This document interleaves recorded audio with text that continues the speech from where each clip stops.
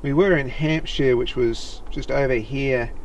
We've travelled through this nice wilderness area. We're now at Savage River.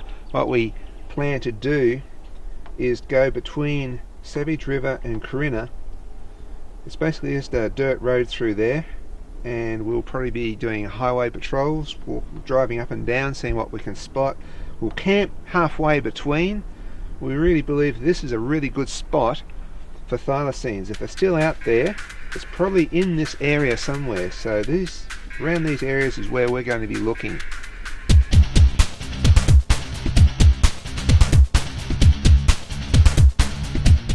If you typed in middle of nowhere into Google Earth, I reckon this would be where it'd point to. But we are here because of that. Bottom line is that, in my opinion, this is the area of Tasmania that could still support thylacine if, and that's a big if, it still exists. And in the previous video, we spoke about the idea that next time we would find a dense area bordering an open plain environment. I think that pretty much suits the bill. This, in my opinion, is perfect thylacine habitat.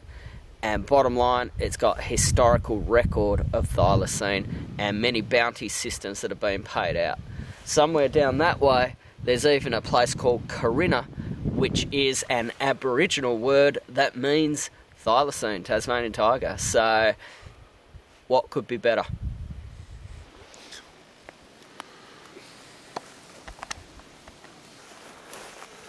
Still cam.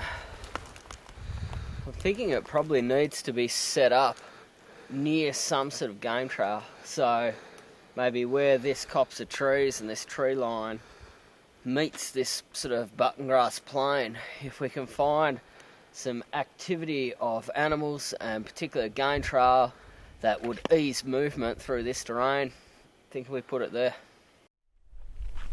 Setting up the stealth camera here on what looks like a really nice game trail there. It's an obvious little mini highway for animals to go through. Probably paddy melons and things like that, but if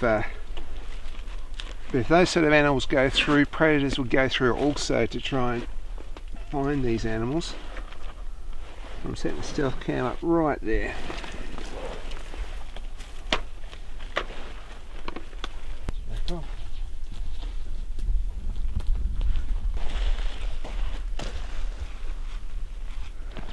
Just checking the smooth sand here where the water washes off here, because it's just perfect for leaving footprints.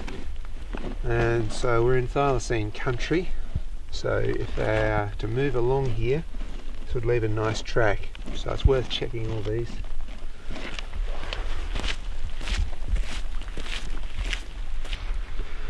Here's a question I'd like to ask, and that is, and it could not just be thylacine, it could be all sorts of predators.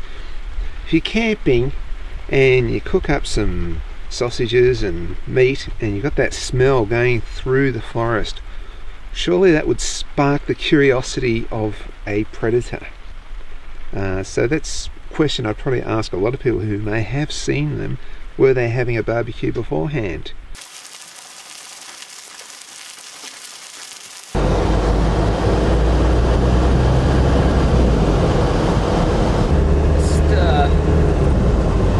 Driving along about an hour after sunset, which for a lot of those marsupial species that are more crepuscular rather than true nocturnal, this would be about optimal time, or the start of their sort of optimal time of being out foraging or grazing. So predators are possibly following the prey. So we think that it's probably an ideal time to come out and go for a drive. Let's go to the side here a bit. Yeah. We're using this driving technique because this is a way we often see Tasmanian devils, we see all sorts of marsupials, and there have been so many sightings of thylacines this way. Drive along, just come across the animal, you surprise the animal, see it for an instant, and then it pops off the road. But so far Chris and I have not seen a thylacine. So or if we do, anything that even remotely looks thylacine-like. That's true. So we're sort of still skeptics on a hunt for a thylacine. But we're in probably the perfect thylacine area. This would be where thylacines are, if they do still exist.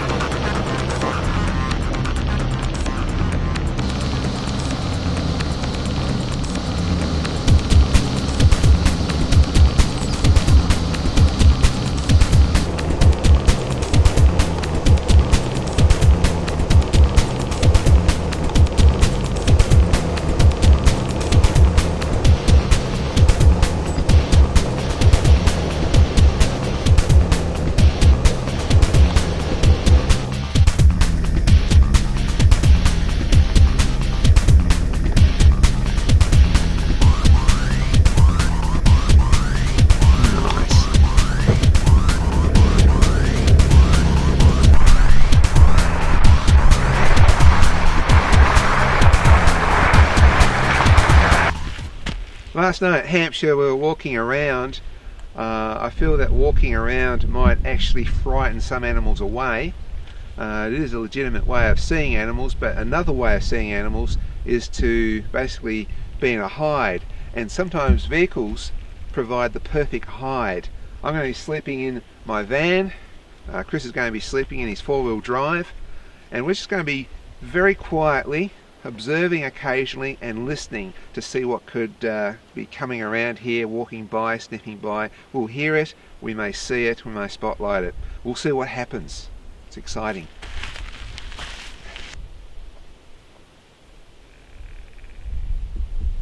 I just heard a knock on the side of the van. It's about 4 in the morning and it's like an animal came up to the side of the van and just sort of knocked or hit the side of the van. Very strange. It could be any number of about 10 different types of mammal, I guess. It's just got silent too. It also stopped calling.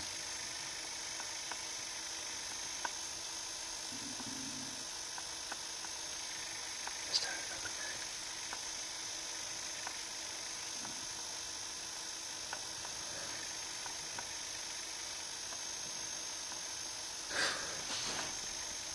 Whatever it is, it's gone now.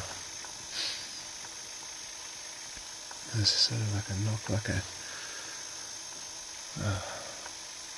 an animal, maybe a furry, soft animal sort of hitting the side of the van, but I couldn't hear the footprints coming up or going away from that knock. There's nothing now.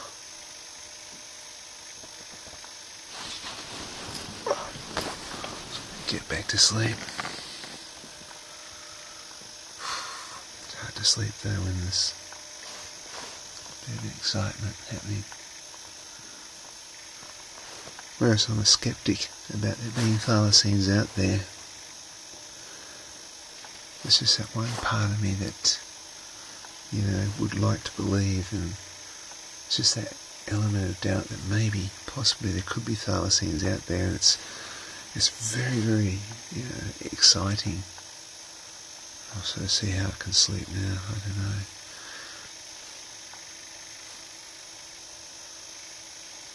But I can't hear anything out there now. Just in bed. Something's woken me up. I've heard a bit of scratching around. I've heard a bump in the night, so to speak. Bed is actually just the back of my ute.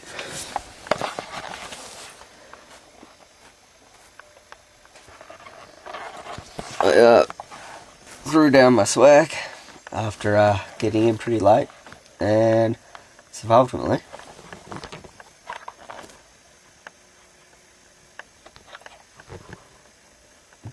I'm gonna start sort of investigating what that bump in the night was.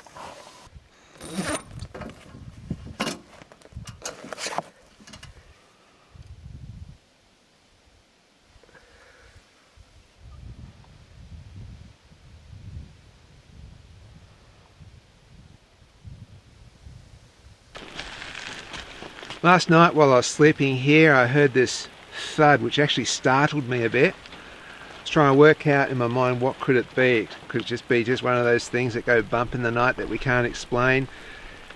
It sounded to me like an animal, and when I try and eliminate it, it wouldn't have been a big macropod. Something like a Bennett's wallaby. You hear the thump, thump, thump, thump coming up and thump, thump, thump walking away. You actually hear them walking around. So was it a wombat? Was it a Tassie devil? It's very hard to say, but there's something. I'm definitely not going to put in thylacine. Whenever we get a thump in the night, we don't say thylacine is the default setting in our head. We always look at all the other possibilities first. It's funny Bill mentions that bump in the night, because I heard exactly the same thing and it woke me up. Just threw my head out, tried to have a quick look around, didn't see anything. If I had to hazard a guess, I'd say wombat, just sort of brushing up underneath the chassis of my car, but didn't see any evidence this morning, no prints. I'd bet wombat. There's sort of some fresh poo around here yesterday. We'll put it down as wombat.